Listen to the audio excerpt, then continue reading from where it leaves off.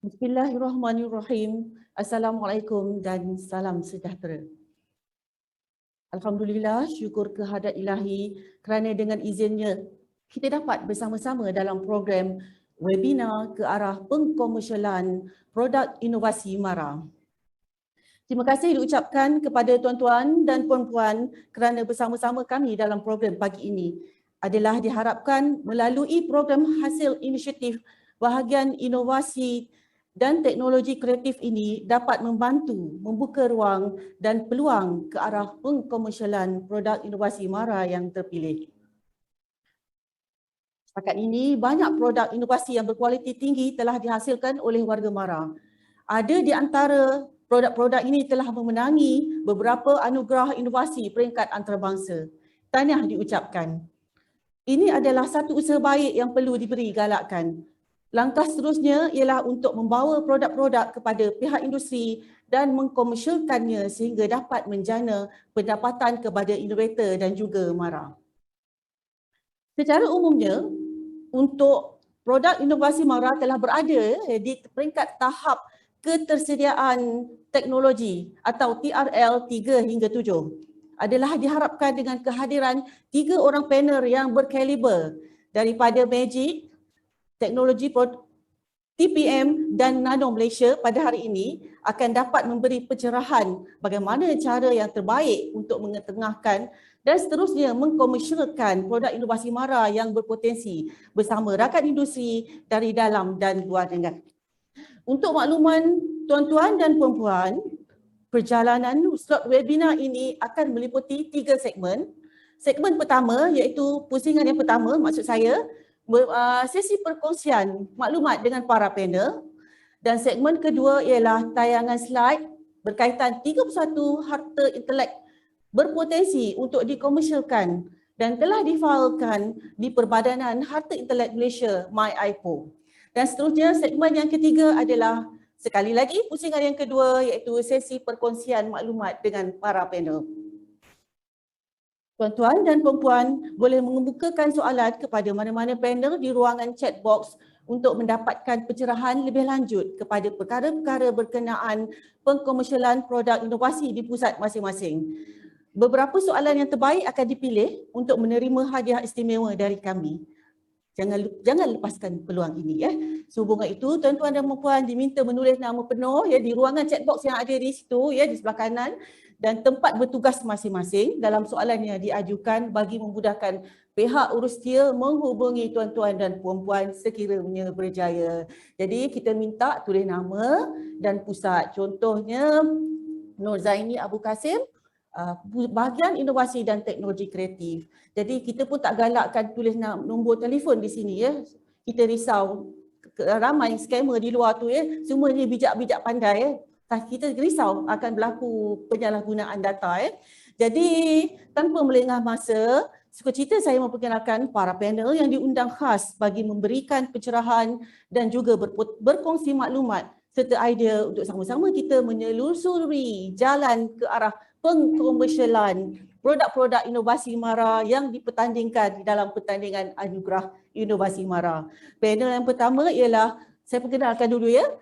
Panel yang pertama ialah Encik Andi Suswandi bin Syamsuddin, Pengurus Kanan Pejabat Ketua Eksekutif Malaysia Global Innovation and Creativity Center atau lebih dikenali sebagai MAGIC. Cik Andi adalah telah berkhidmat dengan MAGIC semenjak tahun 2014 selaku pengurus kanan. Sebelum itu beliau juga merupakan pengurus Cradle Fund Sdn Bhd pada 2011 hingga 2014. Dan sebelum itu juga merupakan Eksekutif Kanan Multimedia Development Corporation Sdn Bhd MDEC pada 2003 hingga 2011. Beliau mempunyai kelayakan di dalam ijazah kehormat dalam bidang pemasaran dan pengurusan Institut Teknologi MARA Shah Alam dan pemegang diploma pengurusan perniagaan Institut Teknologi MARA Sarawak. Saya rasa itu sahaja ya berkenaan dengan Cik Andi.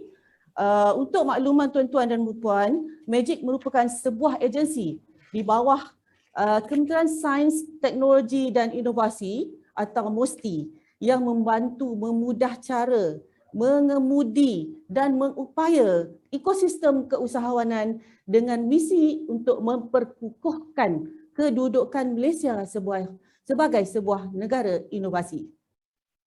MAGIC menyokong dan mengupayakan syarikat pemula atau startup company teknologi dan penginovasi sosial melalui kreativiti, inovasi dan adaptasi teknologi serta membangunkan ekosistem keusahawanan lestari. Semenjak penumbuhannya, MAGIC telah menjalankan pelbagai program pembangunan kapasiti, capaian pasaran dan peluang pembiayaan serta menyokong pengawal seliaan perundangan bagi komuniti syarikat pemula niaga, pelabur dan peneraju ekosistem. Setakat ini, MAGIC telah membimbing ramai usahawan, bakal usahawan termasuk syarikat pemula niaga serta menyumbang ke arah penciptaan nilai ekonomi berjumlah sebanyak RM1.9 trilion. Seterusnya saya perkenalkan panel yang kedua. Kita kenalkan seorang-seorang dulu ya. Okey, panel yang kedua ialah Encik Muhammad Lofty bin Abdul Karim. Ada okey, itu handsome orangnya ya. Ya, yang pertama pun tak kurang handsome-nya Encik Andi. Lupa pula nak cakap ya. Okey. Encik Muhammad Lofty bin Abdul Karim adalah juru perunding kanan Harta Intelek dan Pengkomersialan Teknologi Park Malaysia Corporation Sdn Bhd. Okey, biodata beliau ya. Beliau merupakan seorang jurutera perindustrian ataupun industrial engineer, technologist professional dan a registered technology transfer professional atau RTTP. Beliau berkelulusan Bachelor of Science in Industrial Engineering dan Master of Engineering Management. Sekarang beliau berkhidmat sebagai juru perunding kanan di Teknologi Park Malaysia dan mempunyai lebih 25 tahun pengalaman bekerja dalam bidang kejuruteraan pembuatan, kejuruteraan perindustrian, kejuruteraan produk, penambahbaikan proses, pengurusan produk dan projek, penilaian pelaburan, penilaian teknikal, pengurusan inovasi dan harta intelek dengan pengalaman luas di sektor swasta dan perkhidmatan. Untuk makluman, Teknologi Park Malaysia Corporation Sdn Bhd telah ditubuhkan pada tahun 1996 sebagai anak syarikat di bawah Kementerian Kewangan diperbadankan dan beroperasi di bawah naungan Kementerian Sains, Teknologi dan Inovasi atau MOSTI. Sebagai pemacu inovasi nasional dan hub teknologi, TPM bertanggungjawab untuk mengurus dan mengendalikan kampus Taman Teknologi seluas 686 ekar di Bukit Jalil, Kuala Lumpur. Dengan infrastruktur moden dan kemudahan canggih, ia menjadi satu-satunya penyedia perkhidmatan inkubator generasi keempat di negara ini yang menawarkan rangkaian perkhidmatan yang komprehensif. TPM merupakan cabang strategik kerajaan untuk teknologi maju dan juga entiti yang beroperasi secara komersial. TPM telah membantu banyak syarikat tempatan dari pelbagai negara dalam pelbagai kelompok industri, terutamanya dalam kluster ICT, kejuruteraan dan bioteknologi, telekomunikasi dan kandungan serta perkhidmatan sokongan. Dan seterusnya, saya perkenalkan pula panel yang ketiga. Okey, itu dia. Okey, dah nampak semua ya. Itu dia. Diperkenalkan Dr. Rizal Khairi bin Ahmad. Selamat datang Dr. Rizal, Ketua Pegawai Eksekutif Nano Malaysia Berhad. Okey, saya bacakan sedikit ya berkenaan dengan Dr. Rizal. Beliau juga merupakan ahli lembaga Nano Malaysia dan Nano Commerce Sdn Berhad, Founding Chairman of Nano Verify Sdn Berhad dan Founding Director of Nanovation Ventures Sdn Berhad. Beliau juga merupakan pemegang PhD dalam bidang nanoteknologi, Electrical Engineering from London Centre for Nanotechnology, University College London as the first Khazanah PhD scholar from 2007 to 2010 with publications in high impact journals. Tinggi tu ya. Merupakan Profesor Adjung Universiti Teknologi Malaysia dan telah dilantik sebagai Vice President of Asia Nano Forum untuk tempoh 2024. Itu tadi biodata serba sedikit berkenaan dengan 3 orang panel daripada untuk webinar kita pada pagi ini. Okey, jadi saya rasa kita tidak perlu membuang masa lagi untuk memulakan sesi pertama ini, pusingan yang pertama. Marilah kita bersama panel pertama dalam iaitu Encik Andi Suswandi bin Samsudin dari Magic. Okey Cik Andi, Cik Andi ni kita tahulah ya, memang seorang yang terkenal ya dengan daripada Magic, ramai usahawan yang kenal dengan Cik Andi. Jadi saya rasa ramai peserta kita di sini mengenali Cik Andi ya. Okey, soalan saya yang pertama, bolehkah Tuan ya berkongsi dengan kami apa dia inisiatif untuk mempromosikan agenda inovasi di Maran? Dipersilakan Cik Andi. Okey, Assalamualaikum semua. Assalamualaikum Puan Pengerusi Puan Zaini, Encik Lofty, sahabat saya di TPM dan juga saya punya mentor Dr. Rizal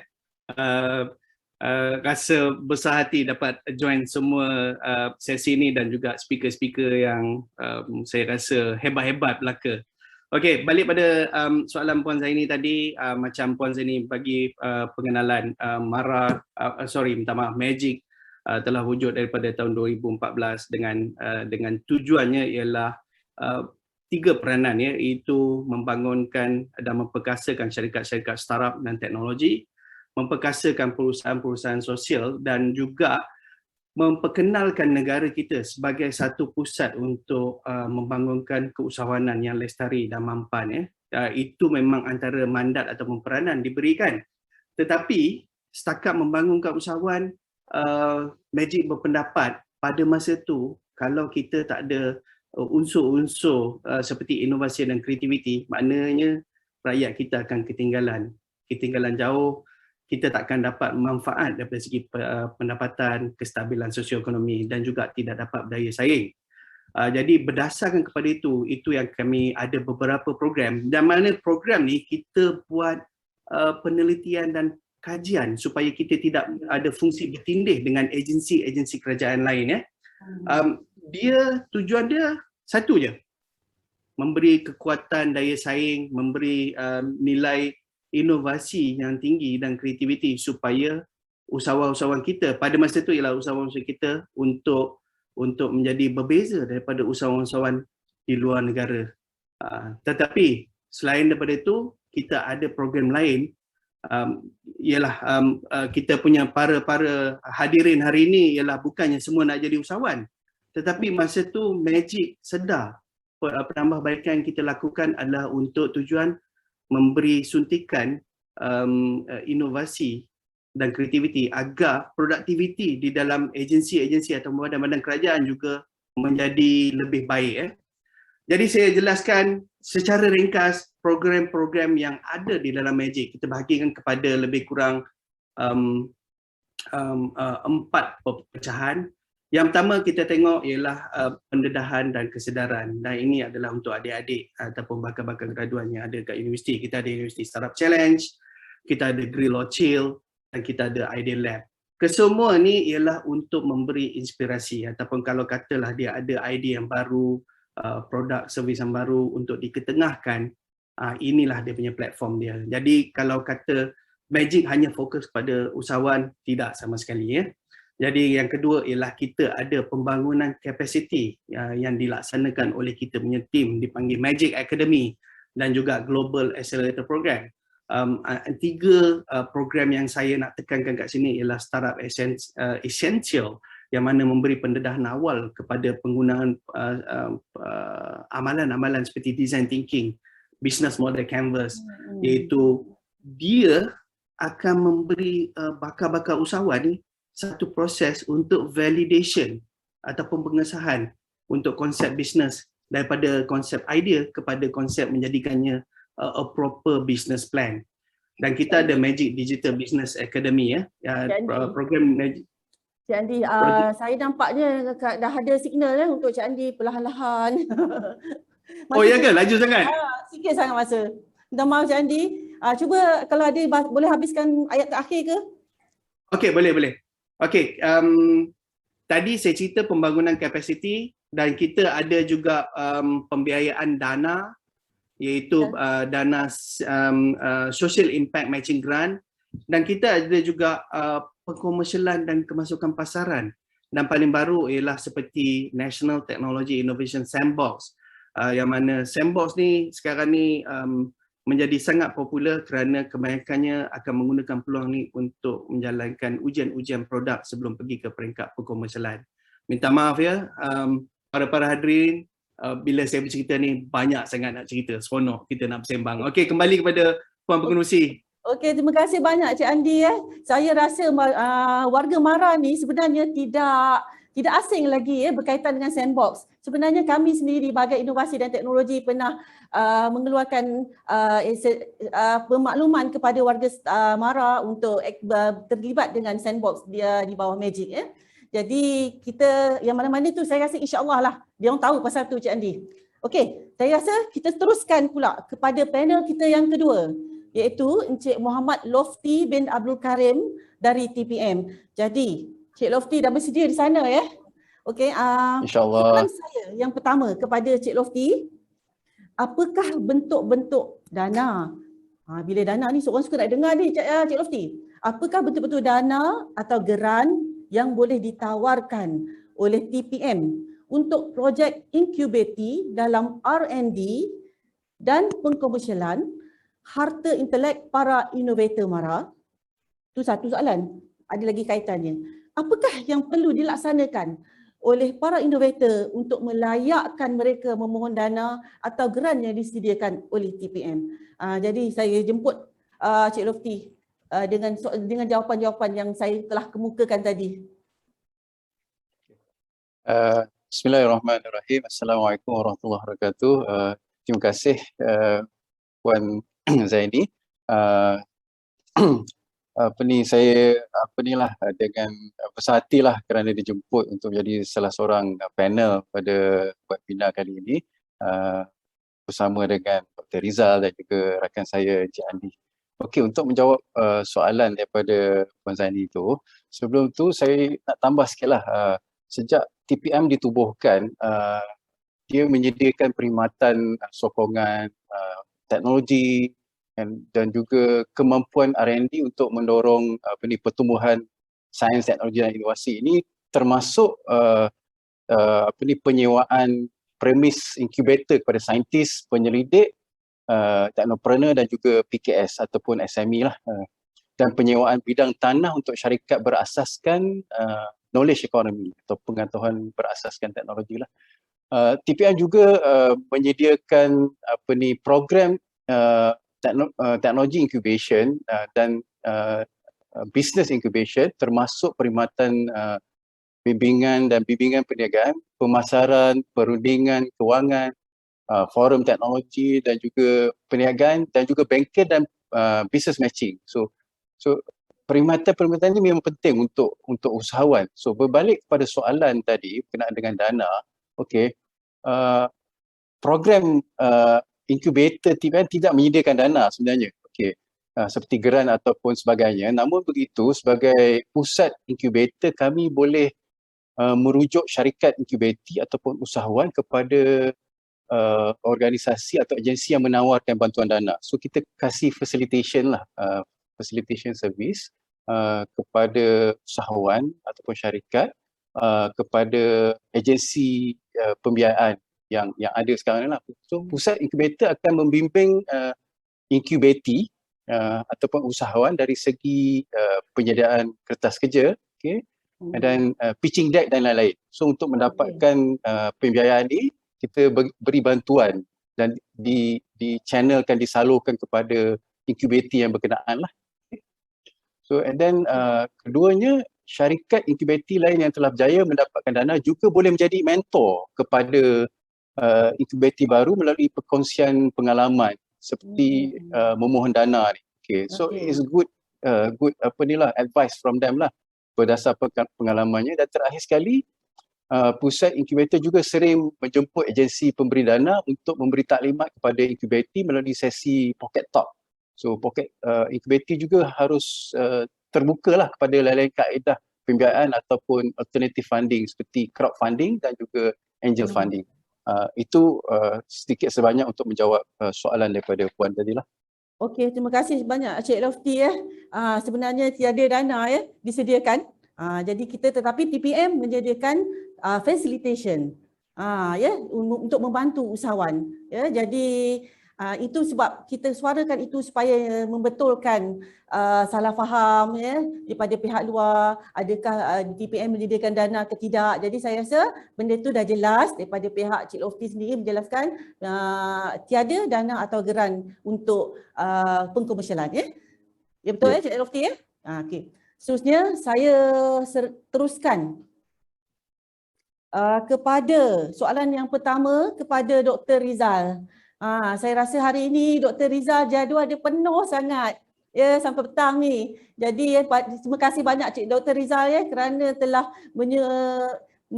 meluangkan masa untuk bersama dengan Mara pada pagi ini. Jadi soalan pertama saya kepada Dr. Rizal ya. Bolehkah Tuan menceritakan latar belakang dan mandat yang diberikan kepada Nano Malaysia sebagai salah sebuah agensi di bawah MOSTI dan apakah program yang bakal dilaksanakan oleh Nano Malaysia dalam rancangan Malaysia ke-12? Dipersilakan Dr. Rizal. Terima kasih. Assalamualaikum kepada Puan Zaini ya. Terima kasih kerana menjemput saya. Saya rasa macam terharu jugalah dia diberi peluang untuk menyertai program iMara Tech ni, dan juga saya rasa juga telah honored jugalah berada di ruang yang sama, ruang cyber yang sama dengan rakan perjuangan Tuan Lofty dan juga Tuan Andi lah. Mereka tu colleague lah. Jadi saya tanggap mereka bawah atau atas, kita sama-sama. Kita terbang sama, jalan sama, berlari sama. Jadi konteks Nano Malaysia Berhad ini ditubuhkan 10 tahun yang lepas. Jadi 1 Ogos 10 tahun lepas kita menyambut sedekad kewujudan Nano Malaysia Berhad sebagai syarikat jaminan terhad di bawah Kementerian Sains, Teknologi dan Inovasi, di mana mandat yang telah diberikan kepada Nano Malaysia Berhad ialah menjurus kepada pengkhususan pengkomersialan nanoteknologi yang dikeluarkan, dibangunkan oleh institut pendidikan di Malaysia. Contohnya di universiti, institut pendidikan berkanun ataupun yang berpautan dengan kerajaan dan sebagainya di Malaysia. Jadi tujuan utama kita adalah untuk merevolusikan industri ke arah revolusi yang keempat, membina ekosistem. Membina ekosistem ni kita menggunakan pakai konsep pembina teroka. Dipanggil venture builder. Dia berlainan dengan venture capital. Venture capital itu adalah modal teroka. Kita mengambil modal pembina teroka di mana Nano Malaysia Berhad melihat dari segi intervensi teknologi untuk menambah baik fungsi ataupun dia punya prestasi produk ataupun teknologi sedia ada menggunakan nanoteknologi dan juga membina atau membangunkan model perniagaan yang sebati serasi dengan teknologi tersebut. Sebab tidak semua teknologi kita boleh pakaikan model perniagaan yang serupa. Setiap teknologi yang berlainan memerlukan pendekatan yang berlainan. Jadi dia memerlukan satu laser focus in terms of keperhatian terhadap teknologi tersebut. Contohnya kalau sektor alam sekitar memerlukan pendekatan berbeza, sektor tenaga berbeza dan sebagainya. Jadi organisasi Nano Malaysia Berhad mengambil tindakan supaya staff-staff Nano Malaysia Berhad mempunyai kompetensi teknologi dan juga kompetensi pembangunan perniagaan. So program kita memberi intervensi dana. So ada pendekatan yang memberi dana kepada rakan-rakan strategik, di mana dana tersebut digunakan untuk dilaburkan terhadap pembangunan teknologi dan juga pengkomersialan teknologi tersebut. Di mana kita mengambil idea-idea yang telah dinyatakan dengan jelas oleh rakan industri dan kita padukkan penyataan masalah tersebut daripada pasaran kepada pihak universiti ataupun rakan institut pendidikan supaya kita boleh menginovasikan nanoteknologi yang bersangkut paut dengan produk tersebut supaya boleh merendahkan barrier ataupun cabaran untuk mengkomersialkan atau menembusi pasaran. So ada dana, tetapi ada dia juga dia punya catch ya. Tetapi itu sangat besar. Tetapi apabila proses pembangunan teknologi tersebut, dia akan membuahkan harta intelek baru. Dipanggil itu anak harta intelek lah. Kalau dalam bahasa ikut istilah intellectual property by IPO dipanggil foreground IP. Maksudnya IP yang kehadapan lah, yang akan diberanakkan.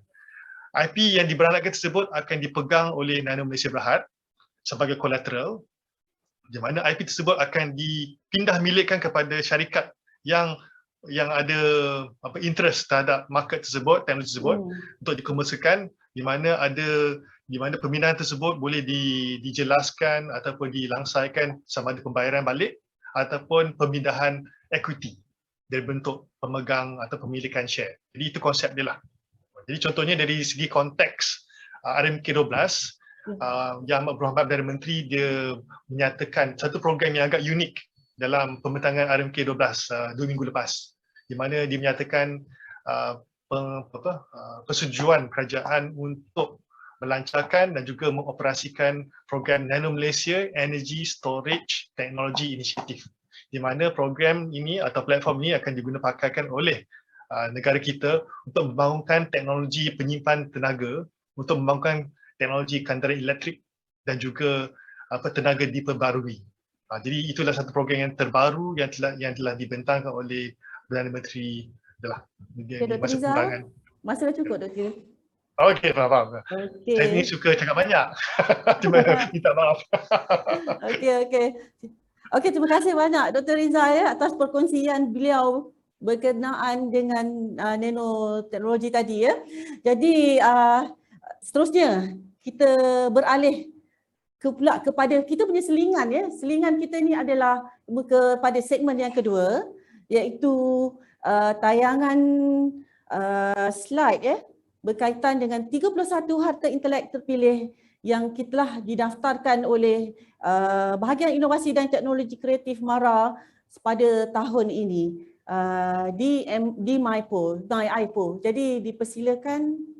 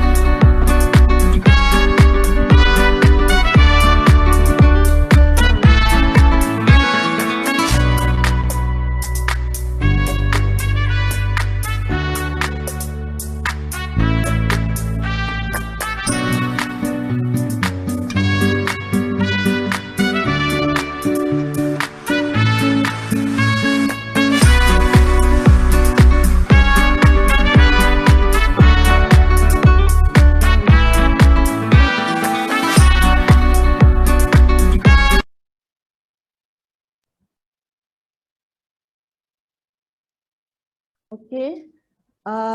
Saya harap tuan-tuan dapat melihat tadi ya. Memang ada komen tadi di situ di chat box tu kata tak jelas, tenggelam timbul ya. Jadi kalau ni boleh tengoklah di tu dah di screen tu ya, ada ditulis di chat box tu melalui www.imaratech.my ya, boleh lihat di situ. Dan saya rasa semua peserta kita yang ada di sini sebahagian besarnya adalah merupakan inventor ya kepada 31 innovation yang telah didaftarkan di MyIPO. Jadi saya, tuan-tuan dan puan-puan di sini gembira ya, kita telah melindungi harta kita. Jadi seterusnya saya minta ya kepada para peserta sila boleh kemukakan soalan ya, sebab kita menyediakan juga hadiah. Sebab saya tak nampak pula, jadi mungkin ada tak nanti? Saya nak ada tak lagi soalan? Ya, hadiah disediakan. Minta tolong bagi soalan apa-apa yang menarik yang boleh kita kemukakan kepada kita punya panel ya. Okey. Seterusnya kita pergi ke pusingan yang kedua. Okay, saya harap Cik Andi telah bersedia ya di sana. Okey, soalannya kepada Cik Andi. Apakah cabaran-cabaran dan halangan yang biasanya dihadapi oleh para inovator di Malaysia? Itu satu. Dia ada anak dia pula, Cik Adi. Bagaimanakah Magic dapat membantu MARA untuk meningkatkan kadar pemecutan lanskap inovasi negara? Itu dia soalan dia, Cik Andi. Satu soalan yang baik ya. Terima kasih ya Puan Pengerusi dan juga kepada yang bertanyakan soalan ya. Okey, untuk dua soalan ni, yang pertama ialah cabaran dan halangan yang dihadapi oleh para innovators ataupun researchers, penyelidik di Malaysia.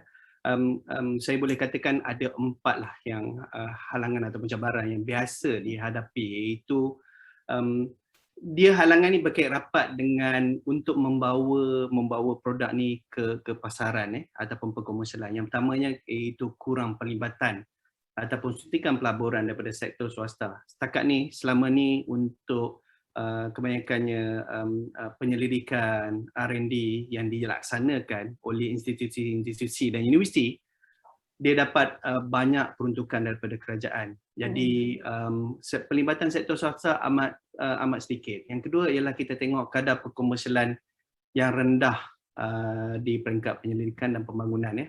Apabila sesuatu R&D dilaksanakan, kita tak tengok untuk bagaimana untuk bawa dia ke peringkat komersialan ataupun kemasukan ke pasaran. Ketiga ialah pengawasliaan, iaitu terlalu banyak birokrasi, sama ada daripada segi menerima peruntukan ataupun selepas dah dilaksanakan untuk peruntukan baru. Ini mengakibatkan teknologi lewat masuk ke pasaran dan kesannya ialah produk-produk ni menjadi tidak relevan kepada pasaran ya. Dan keempat ialah kebergantungan kepada bakat asing dan teknologi-teknologi luar. Apabila berkaitan dengan teknologi tinggi, kita masih lagi dengan stigma yang mana teknologi from the Americas ataupun daripada Europe adalah lebih baik daripada tempatan. Sebenarnya kita punya penyelidik ataupun pembangun produk tempatan, even CEO founders untuk startup, I boleh katakan kita ni bagus.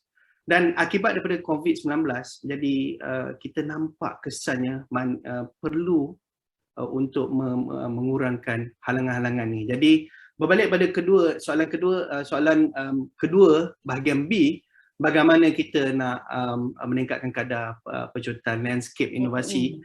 Ini secara tak langsung menjawab menjawab halangan tu ya. Kita bila ada kesedaran tentang ini, jadi kerajaan bersetuju untuk mewujudkan satu agensi yang dinamakan Technology Commercialization Accelerator yang dijangkakan beroperasi pada 2022. Dan Technology Commercialization Accelerator ataupun TCA ni menggabungkan TPM dan Magic. Jadi tak lama lagi saya dengan Cik Lutfi akan duduk sebelah-sebelah lah. Kita akan berfungsi untuk memadankan penyedia teknologi dengan pelabur dan memasukkan untuk kemasukan pasaran lebih besar. Jadi 4 fungsi utama untuk menggalakkan pemecutan ataupun accelerate the innovation ialah itu peranan pertama ialah merangsangkan pengomersialan R&D berdasarkan permintaan pasaran. Ini penting, permintaan pasaran. Jadi itu dia punya keyword. Yang kedua ialah meningkatkan hubungan kerjasama melalui perkongsian yang memberikan manfaat. Maknanya mengseimbangkan. Jangan ada government yang memberi peruntukan, kita perlukan juga ada sektor swasta. Sektor swasta ni penting untuk selepas peringkat ujian, dia akan mungkin jadi investors ataupun potential clients. Kembangkan inovasi pragmatik, berdaya maju, memenuhi permintaan industri ataupun masyarakat. Dan yang keempat, fungsi dia ialah menyediakan kemudahan inkubator teknologi dan pengujian teknologi untuk membawa inovasi ke pasaran. Jadi itulah jawapan saya kepada soalan Puan Zaini ataupun kepada yang bertanyakan soalan. Harap saya menjawab. Boleh tanya lagi soalan lepas ni lah. Terima kasih Puan Pengerusi. Okey, terima kasih Cik Andi. Okey, kita dengar tadi Cik Andi mengatakan bahawa untuk kita perlunya merangsang pengkomersialan R&D berdasarkan permintaan dan juga swasta memainkan peranan penting dalam bidang ini. Jadi okey, itu tadi berkaitan dengan soalan yang saya telah kemukakan kepada Encik Andi. Dan seterusnya, saya rasa Cik Lofty dah tak sabar dah nak menjawab soalan saya. Kita pergi kepada pusingan yang kedua. Okey, Cik Lofty, soalan saya apakah perkara yang perlu diberi keutamaan oleh pihak inventor sekiranya mahu melihat produk mereka dikomersialkan? Okey. Terima kasih Puan Zaini.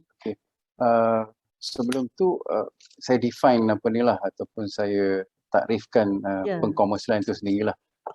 Pengkomersialan ni adalah proses membawa produk ataupun perkhidmatan yang dibangunkan ke pasaran. That's a simple punya definition lah.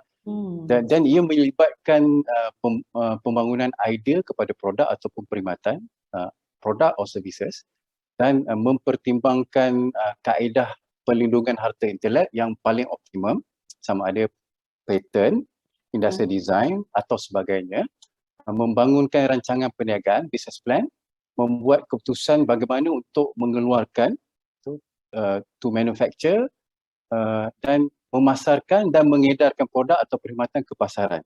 So maksud di sini bila kita bercakap berkenaan dengan pengkomersialan atau commercialization, bukan sekadar proses yang paling akhir yang membawa produk ke pasaran. So ia melibatkan dari pembangunan idea sehinggalah produk atau teknologi itu boleh dipasarkan dan berada di pasaran. Bab kata pepatah, you start with end in mind. Bila kita bermula dengan idea tu, kita kena fikirkan idea ni boleh tak dipasarkan. So jadi untuk menjawab soalan tu, apakah keutamaan yang perlu diberikan? Pertamanya, inventor perlu membangunkan atau menghasilkan produk inovasi yang selari dengan kehendak pasaran. Apa yang Cik Andi cakap tadi lah. Market driven. Dan bukannya short sendiri. Untuk menghasilkan sesuatu yang berlandaskan kehendak pasaran, input dari pihak industri dan juga input dari pasaran adalah amat penting. Market input, input from industry player amatlah penting, juga pemahaman yang baik akan teknologi yang terkini. So whatever yang kita develop sekarang ni berdasarkan teknologi yang terkini lah, bukan teknologi yang ketinggalan kan, yang telah obsolete lah. Keduanya, pemahaman berkenaan dengan proses pengkomersialan itu sendiri.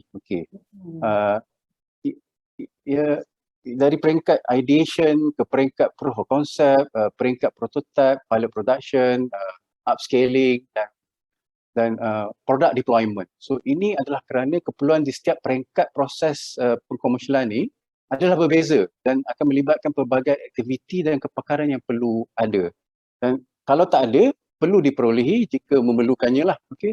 Dengan memahami setiap proses tu, inventor akan tahu apa yang perlu dilakukan ataupun keperluan untuk mendapatkan kepakaran yang sesuai mengikut kehendak peringkat komersialan. So it's a process from one step to another step. So each step tu ada dia punya kehendak dia ataupun expertise yang diperlukan. Bukannya sekadar hasilkan prototype boleh dikomersialkan. Tidak.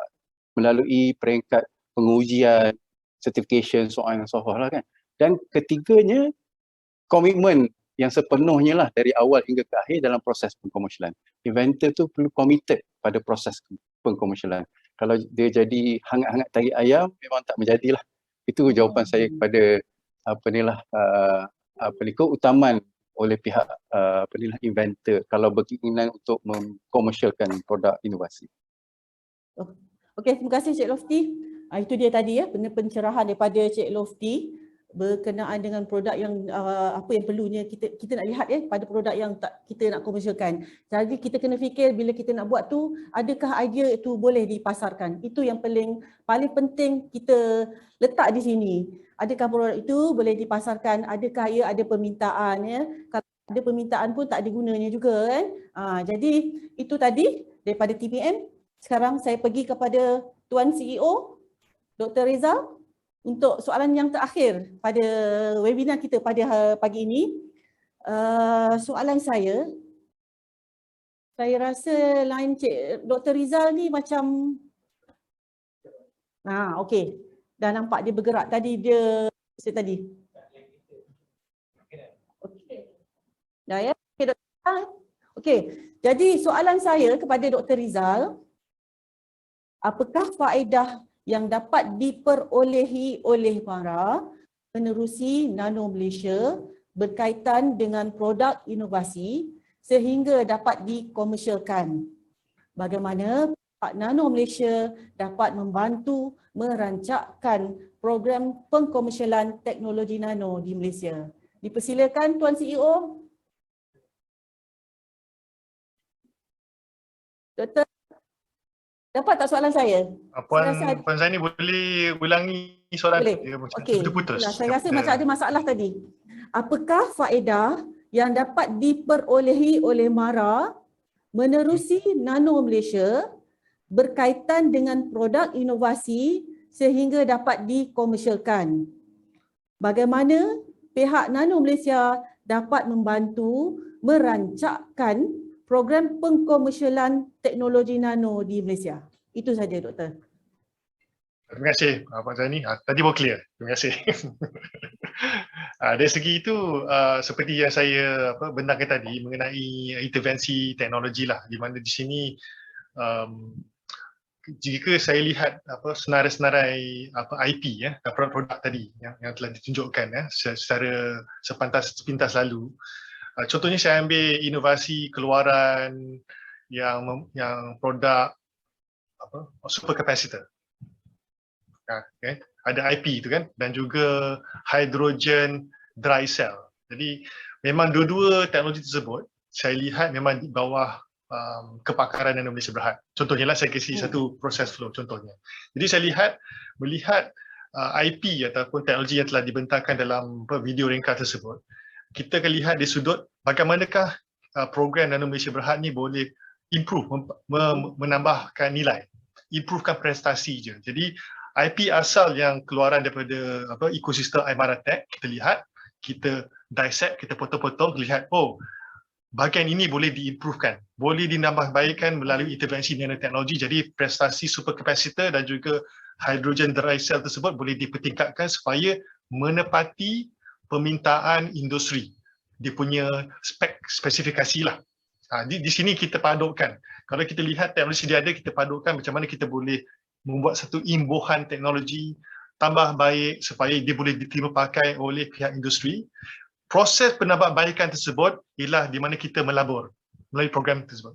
Kita melabor, jadi penambahbaikan tersebut akan memberanakkan IP baru yang kita mungkin akan kongsi bersama dengan ekosistem iMARA-Tech, di mana IP yang diberanakkan tersebut dikomersialkan melalui program pembinaan perniagaan yang baru. Bersama dengan Nano Malaysia Berhad, kita boleh masuk sebagai joint venture partner, rakan equity. Kita juga boleh membantu inventor ataupun innovator untuk membina syarikat baru, startup baru. supaya kita boleh selitkan juga masuk dalam program-program sedia ada yang disediakan bawah Magic dan juga bawah TPM. Jadi kita membina ekosistem yang boleh kita plug in into ekosistem lain. Jadi kita buat startup baru, mungkin kita panggil Cradle, kita panggil Magic untuk membina capacity, dan juga TPM juga jika mereka mempunyai fasiliti untuk menambahbaikkan dari segi kejuruteraan. Jadi itu konsep dia. Jadi pembiayaan kita itu sebagai pelaburan teknologi dan projek dan juga pembangunan perniagaan akan digunakan secara terperinci bersama dengan innovator, di mana kita juga memahami dia punya market demand ataupun kehendak pasaran, penyataan masalah dan juga gap-gap ataupun kekangan. Jadi kita boleh menyediakan satu platform super highway untuk innovator tu push menolakkan IP tersebut ke pasaran bersama-sama. Jadi kita juga akan roll our sleeve kan. Kita juga akan buatkan tangan kita kotor jugalah, get our hands dirty together with innovator, together with them. Jadi kita ni terbang sama dengan innovator dari ekosistem iMaratech. Jadi itu dah kita punya value kita yang kita akan offer kepada ekosistem iMaratech. Terima kasih. Okey, terima kasih Doktor. Saya rasa para innovator, peserta-peserta kursus kita hari ini ramai yang dah dapat nampak peluang-peluang yang kita boleh dapat daripada ketiga-tiga panel kita pada pagi ini. Jadi seterusnya saya rasa kita tadi minta maaf lah, ada yang komen bad reception cannot hear clearly, line putus-putus daripada Puan Khairiah Abdullah okey, lepas tu dah okey lah Cik Lofty kata. Okey, jadi saya rasa kita pergi kepada soalan daripada penonton. Kita tengok itu dia. Boleh nampak tak? Panel pun boleh nampak panel speaker? Boleh nampak. Boleh nampak panel? Okey, panel. Saya rasa ni Boleh soalan nampak. dia soalan daripada ini di antara soalan yang terpilih jadi soalan yang pertama, bagaimana untuk sesuatu produk dapat sustain di pasaran selepas atau setelah ia telah dikomersialkan nanti? Daripada Encik Idris Ishak IKM Lumut. Jadi saya rasa panel mana yang sesuai jawab ni? Mungkin TPM kot? Okey, untuk menjawab soalan daripada Encik Idris ni, tidak bersetuju dengan proses design thinking. Okey, apa yang saya faham, saya punya mahir sangat pasal Cik Lofty, soal yang tu bukan soalan tu. Ada tadi saya baca tadi. Sebelum pada tu Cik Idris ada suarakan soalan. Yang mana tadi ulang balik minta. Yang tadi soalan tadi. Ini dia. Ini soalan dia Cik Lofty.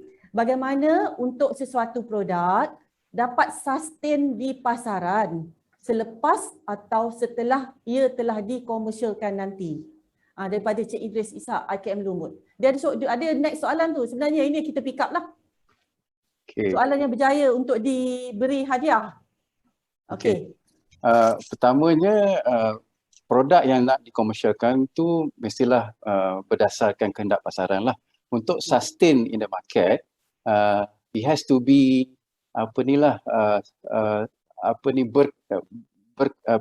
berdasarkan kehendak, meneruskan berdasarkan kehendak pasaran, di mana setiap produk tu perlu diimprovise kan berdasarkan kehendak pasaran. So maksudnya bila kita komersialkan produk tu, katakan tahun pertama, tahun kedua, dan ke tahun ketiga tu kita kena improvise lah produk tu.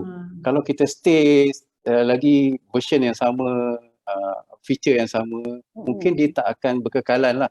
Contoh macam produk iPhone lah kan, dia iPhone 1, iPhone 2, iPhone 3 dan sebagainya lah. So R&D ni kena berterusan lah, bukannya sekali je. So it has to be continuous process lah. Okey. Izinkan saya tambah. Silakan Cik Andi. Okey, untuk sustain di pasaran, apa yang saya masih lagi akan merujuk pada program-program Magic sebelum masuk ke peringkat pengkomersialan ataupun market access, kita akan sentiasa galakkan buat a proper market validation untuk the product. Jadi dalam proses yang terkini kita buat, selain daripada buat workshop untuk validation, itu yang saya kata kita ada sandbox. Sandbox ni ialah satu proses yang memberi designer ataupun product developer ataupun company itu sendiri untuk buat ujian-ujian tanpa meletakkan risiko yang banyak kepada dia punya kewangan, situasi kewangan ataupun sumber-sumber pekerja ataupun dia punya teknologi. Jadi sandbox ni memberi satu benda yang selamat sebelum dia pergi ke pasaran. Kadang-kadang kita nak elakkan dulu, kesilapan dulu ialah develop produk 3 bulan, 6 bulan, masuk market and suddenly produk tu tidak diperlukan. Itu yang pertama.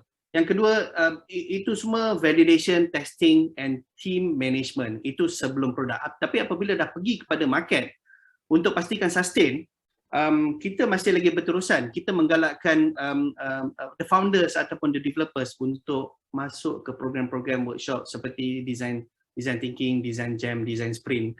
Sentiasa kita offer dan tak salah mereka masuk berkali-kali sebab setiap kali mereka masuk akan ada perubahan. Itu yang pertama. Yang kedua, kita ada mentorship. Mentorship adalah penting. Even all the big stars ataupun founder-founder yang company-company besar macam Google ataupun Apple, dia orang punya mentor. Mentor, kalau daripada Magic kita bagi the mentorship tu secara percuma. Boleh pilih je daripada senarai, sama ada mentor daripada segi produk teknologi, sama ada mentor daripada segi kewangan ataupun mentor daripada segi human resource. Itu memilih tim yang sesuai. Dan selain daripada mentor, kita akan memastikan boleh sustain. Kita ada Global Accelerator Program. Accelerator ni memang satu program yang bagus sebab dia menggabungkan usahawan tempatan dan juga usahawan-usahawan antarabangsa. Dia punya ratio kita bagikan lebih kurang 30-70%. Jadi kita akan bersemuka dengan usahawan antarabangsa untuk menyerap ilmu-ilmu dia. Itu cara kita pastikan produk-produk ataupun company itu sustain. Kita juga bawa ke luar negara. Kita bukannya buat bisnes untuk kekal jadi jago kampung. Kita bawa ke luar negara melalui program macam ASEAN Center for Entrepreneurship. So itulah saya punya jawapan. Okey, seterusnya kita pergi soalan kedua. Okey, soalan kedua berbunyi begini. Cabaran skamer dari industri atau kilang yang datang approach untuk memasarkan produk inovasi. Bagaimana nak mengenal pasti ia datang dari sumber yang betul dan nak memastikan produk inovasi selamat? Daripada Muhammad Firdaus, KKTM Kuantan. Jadi boleh panel mana yang agaknya sesuai nak jawab ni? Saya bukalah kepada panel yang rasa mungkin boleh menjawab berkaitan skamer-skamer ni. Ada orang salah mengambil kesempatan pada inventor kan. Jadi saya rasa ini isu yang serius. Mungkin Dr. Rizal boleh menjawab ke agaknya yang ini? Okey, silakan Doktor. Saya memberi satu cubaan yang pertama lah mengenai memberi respon. Dari segi konsep skamer tu, sebab kita mengambil model pembina teroka, venture builder. Jadi kita juga mengambil satu tahap prihatin yang lebih terperinci terhadap membina atau membantu rakan startup dan rakan PKS. Jadi kita juga membina rantaian bekalan dan nilai khas untuk teknologi yang kita bangunkan. Jadi melalui proses tersebut, kita memadukkan atau kita kahwinkan mereka dengan OEM ataupun partner-partner industri yang bersesuaian melalui saringan due diligence. Jadi kita tengok dari segi kita check dia punya C3, dia CITO dan juga pengalaman pihak yang disebut dalam sektor ataupun teknologi tersebut. Jadi kita melakukan saringan yang sangat komprehensif, lengkap. Jadi kita padukan. Jadi pemindahan teknologi daripada startup ataupun syarikat PKS yang kita membimbingi dari segi teknologi dan juga model perniagaan. Pemindahan hati intelek juga dilakukan dengan rapi. Dari segi pemindahan secara perlisenan ataupun penjualan hati intelek, kita ada satu dokumen atau platform atau sistem untuk memastikan supaya kedua-dua pihak ni kepentingan dia terjaga. Contohnya lah, Puan ada membina menginovasikan satu sarung tangan kan yang boleh membunuh COVID. Contohnya lah kan. Ada IP, ada patent. Jadi kita carilah syarikat tempatan Malaysia yang boleh meng-OEM-kan, yang boleh mengeluarkan. Contohnya Top Glove ke, Hatta Lega kan. Contohnya lah. Tapi pemindahan tersebut, kita memastikan perjanjian tersebut terperinci. Mereka hanya punya hak untuk mengeluarkan saja. Mereka tidak punya hak untuk mengeksploitasi untuk R&D. IP tersebut untuk R&D tu kita tetap pelihara kepada rakan startup untuk PKS supaya mereka boleh juga consider ataupun memikirkan cara-cara lain untuk mengkomunikasikan. Jadi tak perangkap di dalam perjalanan tersebut. Jadi itulah konteksnya untuk mengelakkan. Sebab kita pernah lalui proses tersebut. Kita datang, owner datang, company RM2 datang, oh kita boleh buat ni, boleh kita check, mungkin tak ada benda. Jadi kita ada pengalaman jugalah melalui proses tersebut. Terima kasih Dr. Rizal. Okey. Saya rasa boleh saya tambah ke? Ya? Boleh saya tambah sikit? Silakan Cik Andi. Okay. Daripada mesti kita tengah nak buat sistem, kita panggil sistem penarafan dan persijilan produk. Penarafan, pengesahan, persijilan produk. Jadi ini adalah platform untuk memastikan dua perkara. Kita tak ada produk-produk yang produk tiruan atau produk yang bukan daripada dalam negara, dan juga peluang pemasaran ataupun peluang perolehan daripada pihak kerajaan untuk kita punya pembangun produk dan produk-produk tempatan. Dan ini bekerjasama dengan MOF, kita juga bekerjasama dengan SIRIM dan beberapa agensi akan terlibat di dalam sistem penarafan dan pensijilan, penarafan, pengesahan, pensijilan produk. Kita masih lagi dalam perbincangan, tapi insyaAllah akan wujud perkara ini. Boleh rujuk kepada MOSTI atau bolehlah tanya orang-orang magic yang ada lah. Terima kasih. Okay, terima kasih Cik Andi. Seterusnya, kita pergi kepada soalan ketiga daripada Cik Syabudin Said, KKTM Seri Gading, pengarah KKTM Seri Gading sebenarnya. Soalan dia, keluarkan produk sendiri atau melalui syarikat OEM, mana yang lebih baik? Agaknya izinkan saya juga sebab dia berkait rapat dengan soalan tadi tu. I think some of the answer tu saya dah nyatakan tadi. Sebab kita syarikat tempatan kita lah, startup dengan SME tu, kadang-kadang mereka berfikiran secara linear. Maksud saya pemikiran linear ni maksudnya mereka rasa mereka akan mengawal semua aktiviti dalam rantaian bekalan nilaian. Dia juga nak bangunkan produk, dia juga nak bangunkan pengeluaran rintis, dia juga nak masuk manufacturing. Dia punya pelaburan dia sangat besar. Dan juga bila masa untuk mendapatkan pelaburan tu, mungkin teknologi tu dah obsolete, dah tak laku lagi. Orang lain jadi mengambil masa lama. Pitching to get investment, lepas tu syarikat lain dah menembusi pasaran. Jadi cara yang bijak, kita melalui strategic partnership ataupun partnership kolaborasi strategik yang pintar. Jadi konsep OEM ni kita mesti lihat dengan cara terperinci supaya OEM yang betul seperti jawapan saya tadi tu dipadukkan dengan startup dengan juga syarikat PKS. Jadi mereka boleh menembusi pasaran dengan lebih cepat melalui partnership. Sebab kebanyakannya produk-produk contohnya yang tadi kan, bateri, ultra capacitor dan juga hydrogen dry cell yang telah dipaparkan dalam video pendek tersebut, itu memerlukan pelaburan yang besar untuk mengeluarkan. Jadi untuk mendapatkan pelaburan dari pihak swasta meletak bermilion-milion atau bilion itu agak sukar. Jadi lebih baik kita mencari OEM yang partner yang sesuai, yang betul, jujur, ikhlas dan juga dah dicek dengan betul-betul. Jadi kita boleh menembusi pasaran dengan lebih cepat. Dia panggil accelerated market penetration. Jadi dengan cepat. Benda ni kan teknologi sekarang, dulunya teknologi ni dia berubah setiap 18 bulan. Sekarang ni teknologi baru berubah 3 bulan, sebulan je. Jadi now ialah dia panggil era disruptive. Setiap 2-3 bulan teknologi baru akan mengobsoletekan teknologi sebelum tu. Jadi pemikiran ini kena diterapkan dengan mendalamnya kepada minda-minda innovator dan juga inventor. Itulah. Terima kasih. Okey, terima kasih Dr. Rizal. Okey, seterusnya kita pergi, ada lagi soalan? Soalan yang keempat. Soalannya daripada Cik Suwandi Sanusi, tapi tak dinyatakan dia dari mana. Minta dia beritahu balik semula nanti. Suwandi Sanusi daripada pusat mana? Okey, soalan keempat ni berbunyi, suatu produk inovatif terdedah untuk diciplak dan produk ciplak tersebut boleh menghapuskan permintaan produk aslinya. Bagaimana konflik ini boleh diuruskan agar tidak demotivate innovator? Agaknya siapa nak jawab ni? Wah, okeylah, saya volunteer untuk jawab soalan ni. Okey, Cik Lofty. Okey. Pertamanya, sebelum kita nak halang daripada diciplak, inventor sendiri kena buat background search lah kan. Sama ada apa yang dihasilkan tu kita sendiri tak ciplak orang punya inovasi. Genuine. Genuine. you need to do macam kita nak hasilkan PhD, kita kena buat literature review kan. Nak hasilkan produk inovasi, kita kena buat IP search. Sama ada guna Google Patent ataupun database IP lah, sama ada IP tu dah didaftarkan atau tidak. Kalau dah didaftarkan, kita hasilkan benda yang sama, kita akan mungkin akan disaman lah kerana kita infringe someone's IP kan, orang punya harta intelek kan.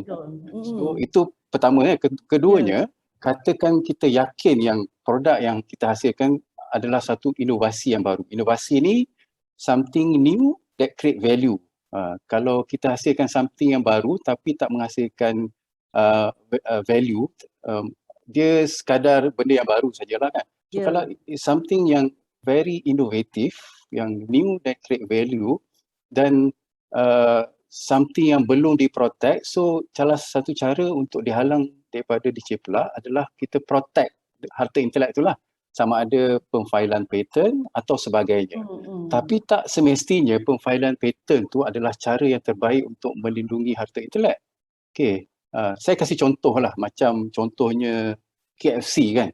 Dia punya resepi tu, katakan dia punya resepi tu is very unique and also the process of producing the recipe tu memang unik. Kalau dia file patent, okay, patent can only last 20 years. Selepas 20 tahun, dia akan jadi public domain knowledge. So everybody can copy.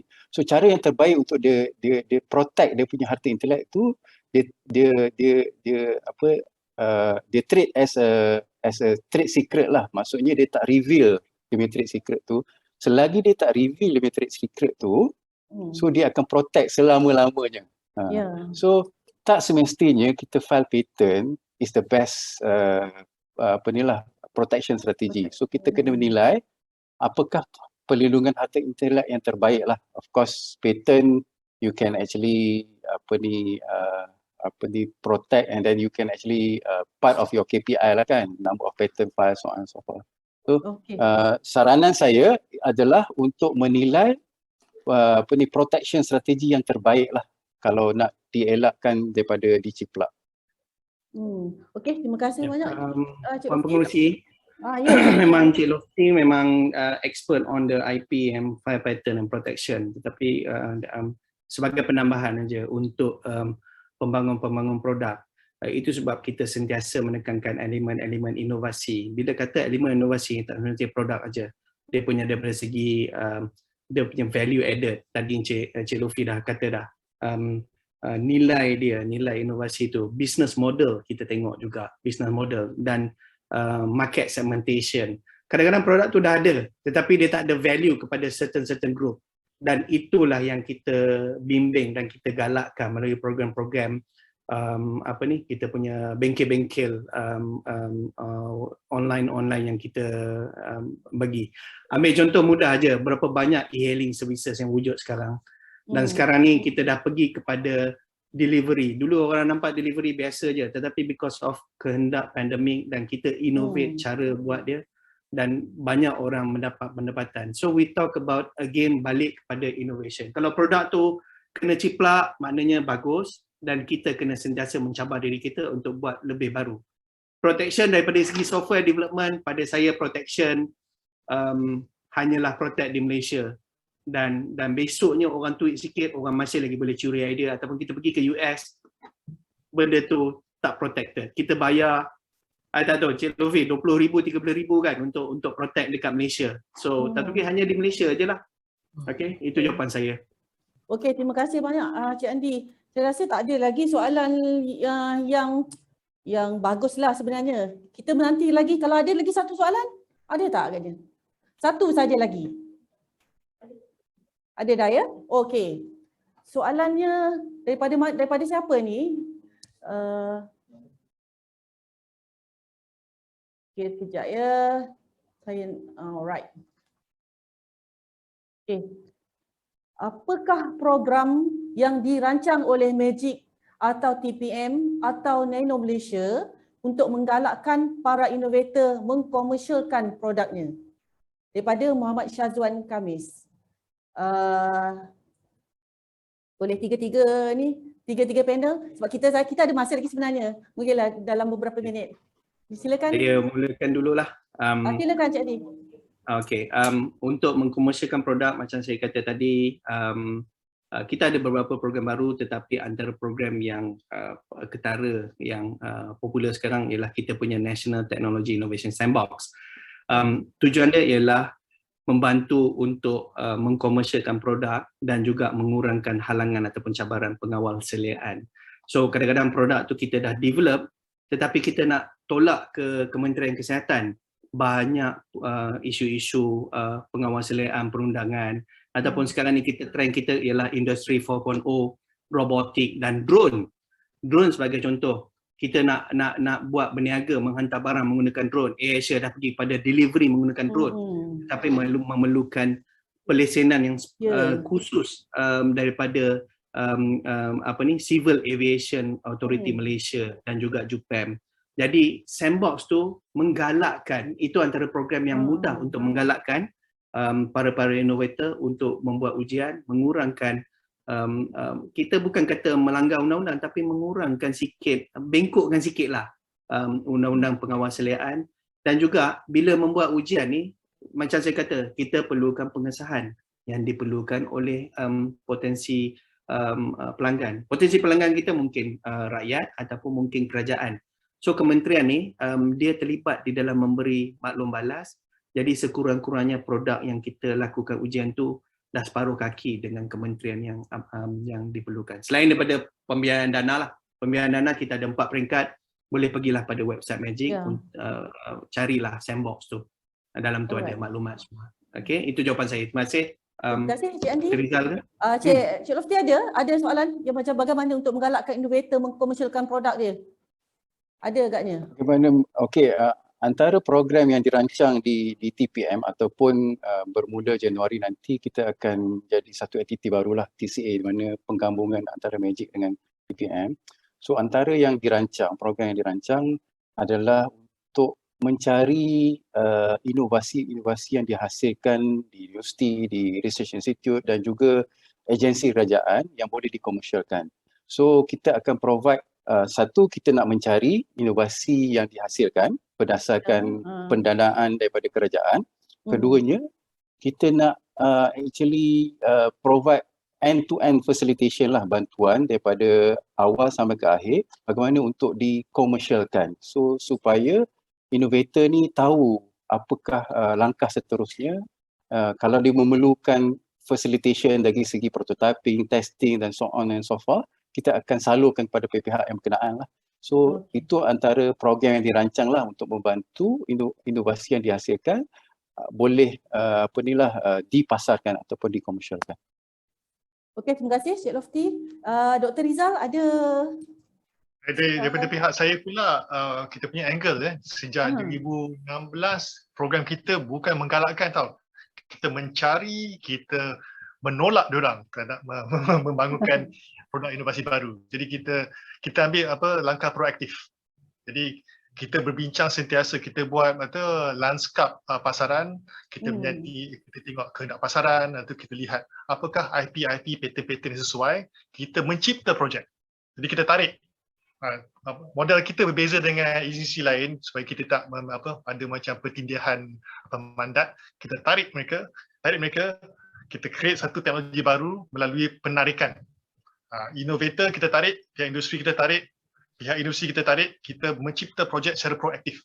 Sebab tujuan kita bawah model pembina teroka tu ialah membina ekosistem. Pembinaan ekosistem ni tidak boleh secara by chance ataupun secara macam kebarangkalian. Dia kena secara design. Maksud design thinking tu penting. Kalau nak buat kereta, kita kena sediakan tayar, lampu dan sebagainya. Kita boleh macam biar je. Tiba tayar tu menjelma kan. Jadi ekosistem building tu memerlukan macam perancangan rapi. Jadi kita tarik, kita mencipta ekosistem kenderaan elektrik, mencipta ekosistem untuk drone. Contohnya lah, kita kena bina end to end daripada bahan mentah sampai ke penghujungnya. Jadi kita ambil pendekatan yang berbeza daripada model-model lain secara proaktif. Jadi kita punya sasaran grup tu lain sikit, pendekatan lain sikit. Jadi contohnya kalau mereka ada idea, kita bincang, kita menginovasi bersama mereka. Jadi kita bukan bergantung pada input, kita juga memberi input. Di konsep kita beza. Okey. Okey. Ada lagi tak agak-agaknya kalau siapa ada soalan daripada ni? Okey, saya rasa itu saja untuk persoalannya. Kita dah cukup kota kita untuk 5 soalan. Jadi kita dapati semuanya kita dapat benefit daripada apa yang telah dikongsikan oleh oleh panel-panel. Sekiranya kita ada masa lagi sebenarnya tuan speaker semua, kalau ada lagi nak tambah kita bagi laluan. Ada tak agaknya di antara tuan tiga orang speaker ni kalau nak tambah soalan, nak menambah maklumat, sebab kita ada masa lagi sebenarnya. Ada beberapa minit. Kalau ada. Bolehlah, saya tambah sikit. Okey, Tadi doktor. Encik Andi ada mengatakan proses persijilan produk. Jadi saya juga nak mengutarakan program persijilan produk yang telah dilancarkan oleh Nano Malaysia Berhad 2015. Tapi persijilan ini lebih kepada memverifikasikan kehadiran dan juga prestasi nanoteknologi. Dipanggil Nano Verify. Di mana program ini dilaksanakan oleh syarikat milik penuh Nano Verify Sdn Berhad, di mana kita mengadakan kolaborasi dengan Sirium QAS International untuk memberi satu panduan dan juga sistem audit yang telus dan juga berkecuali.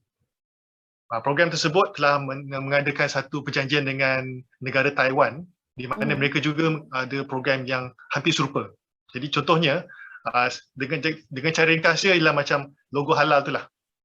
Logo halal tu menyatakan makanan tu halal. Jadi kita juga ada logo yang menyatakan bahan tu ialah nanotech yang sebenarnya. Jadi contohnya Safirania Gold yang mungkin Puan Zaini gunakan untuk mencantikkan muka ataupun dan sebagainya lah kan. Dia ada elemen gold nanoparticle atau partikel emas. Jadi kita telah mensijilkan tu ada logo kita. Kalau produk tersebut nak menembusi pasaran di Taiwan dan negara-negara lain di serantau Asia, yang mereka akan recognize. Dia akan memperakui produk tersebut ada nano. Produk tersebut juga ada kelebihan prestasi berdasarkan kehadiran nano. Jadi kita juga boleh memberi satu kelebihan kesahihan dan verifikasi. Itu juga lah kita menolong supaya kita boleh protect daripada produk-produk palsu yang suka ciplak. Lah. Okey, terima kasih doktor. Ada lagi agaknya panel lain. Kalau nak tambah dipersilakan, ada berapa minit lagi? Ada? Tak ada lagi dah ya? Ada? Saya tambah sikit je lah. Ya, silakan. Sekiranya ada yang macam saya kata tadi, Magic juga fokus juga kepada perusahaan sosial, tetapi lebih pada social innovation ya. Kalau untuk membangunkan menjadi usahawan sosial ni sekarang ni di bawah tanggungjawab Kementerian Pembangunan Usahawan dan Koperasi MEDAK ya. Tetapi apabila dah jadi usahawan sosial nanti kita ada program perolehan impak sosial kerajaan, iaitu menggalakkan perolehan oleh kerajaan. Jadi kita nak push produk-produk social entrepreneur, dan juga kita ada social impact exchange pun sama juga, kita nak menggalakkan memadamkan sumber-sumber yang diperlukan oleh innovator sosial. Itu yang pertama. Yang kedua tadi, kalau di dalam sandbox kita ada dana 4 peringkat pembiayaan serendah-rendah 250,000 dan juga setinggi-tinggi sebanyak 2 juta. Yang itu adalah dana yang di bawah National Technology Innovation Sandbox. Okay, so yang lain-lain tu ialah boleh kita dapatkan maklumat lah daripada Magic punya website ya. Okay, Cik Lofty ada apa mungkin sedikit penambahan di sini ataupun berkongsi maklumat berkenaan dengan memandangkan bila kita hasilkan produk inovasi berkenaan dengan perlindungan harta intelek ni memang penting lah kan. Okay. So mungkin apa yang TPM boleh offer dari segi perlindungan harta intelek ni, kita nak naikkan dari segi strategi perlindungan harta intelek ni bukan sekadar protect je. Everything yang kita hasilkan kita nak protect je kan. So kalau kita protect everything, it will be costly. Okay, patent punya filing cost it can be 10 to 15,000 or 20,000. Kalau international filing lagi mahal lah. Okay. So sekarang ni kita nak beri khidmat nasihat dari segi pemfailan harta intelek ni. So mana yang ada commercial potential, then only we protect the IP lah. Kalau tak ada commercial potential, kita cara lain lah kan. Kalau ada commercial potential, tak semestinya patent filing is the best lah. Ada way of protecting the IP pun boleh juga. Oleh itu kita boleh kasih khidmat nasihat, memberi perundingan bagaimana protection, the best protection lah, the optimal protection for untuk harta intelek. Okay. Terima kasih Cik Lofty. Saya rasa saya nak bantulah soalan satu ni. Ini dia tak ada hadiah lah ya daripada Cik Firdaus Kuantan ya. Firdaus KKM Kuantan. Ini tak ada hadiah ya Cik Firdaus sebab kota kita dah habis untuk hadiah yang di ni. Tetapi untuk makluman panel ya, Cik Firdaus daripada KKTM Kuantan ni merupakan inventor kita yang telah menghasilkan flat silk ya, iaitu mesin budah laras ya untuk kegunaan buat mencetak t-shirt ya, mencetak t-shirt sesuai digunakan oleh OKU, orang kurang upaya, maknanya dia boleh tinggi, dia boleh rendah kan, dan banyak jugalah yang dia telah dapat bantuan daripada jabatan lain dan boleh membantu juga ibu-ibu tunggal ya. Jadi Cik Firdaus ni, ini soalan dia, ada soalan dia di sini yang nombor yang masa dia 19 tu ya, 11-13. Okey, Cik Firdaus baru saja kembali daripada Dubai ya untuk program Expo di sana, international program, di antara salah satu produk Cik Andi dah tersenyum dah. Salah satu produk inovasi MARA yang telah berjaya penetrate sampai ke luar negara, berupaya untuk mempamerkan produknya. Jadi kita mengharapkan supaya satu masa nanti Cik Firdaus boleh sukseslah, ada lagi laluan untuk beliau untuk pergi jauh. Jadi soalan dia, soalannya, jika saya baru bercadang nak hasilkan produk inovasi, apakah jenis yang sesuai dan lebih mendapat demand dari luar? Contoh, social innovation atau enterprise innovation daripada Firdaus KKTM Kuantan. Jadi saya minta bantuan, saya sebenarnya kita cuba membantu orang kita juga yang dah terbukti berjaya. Jadi mungkin di antara tuan panel yang boleh membantu permasalahan yang dihadapi oleh Cik Firdaus. Dipersilakan tuan panel yang bijak Mistari. Okey, saya mulakan dulu sebab social innovation ataupun social enterprise ni ialah memang agenda Magic dululah. Kalau macam saya kata tadi, untuk berterusan mendapat demand tu, kita ada beberapa program dan juga dana seperti saya lupa nak tambah tadi, iaitu penjana social impact matching grant, iaitu dana crowdfunding daripada government ya. Tu Cik Firdaus boleh pergi kepada website untuk tengokkan tentang dana. Tetapi untuk menghasilkan produk yang sesuai, lebih mendapat demand daripada luar, selalunya agensi kerajaan ni kita tak bagi idea kena datang daripada tuan sendiri. Tetapi kita punya program seperti macam saya kata tadi, saya suka guna design thinking sebab design thinking ni adalah hantar proses bukan setakat untuk validate tetapi juga dia mengenal pasti penyataan masalah.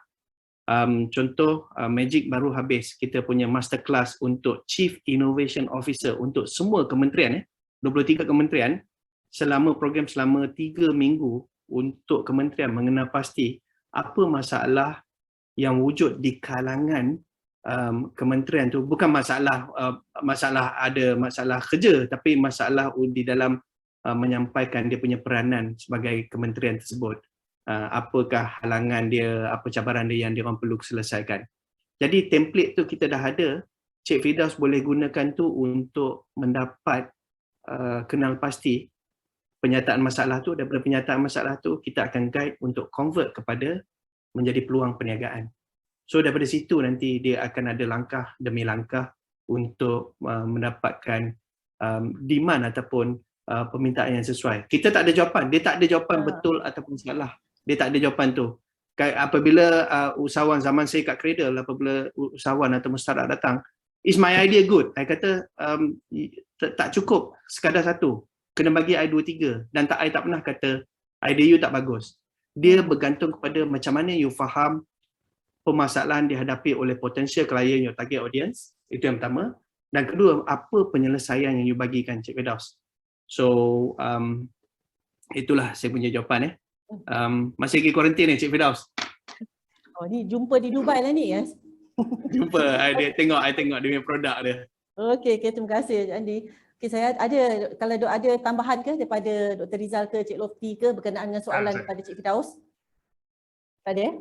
Kalau saya daripada pihak saya pula, saya ambil pendekatan, saya lihat teknologi tersebut, saya lihat macam mana saya nak boleh improvekan ni.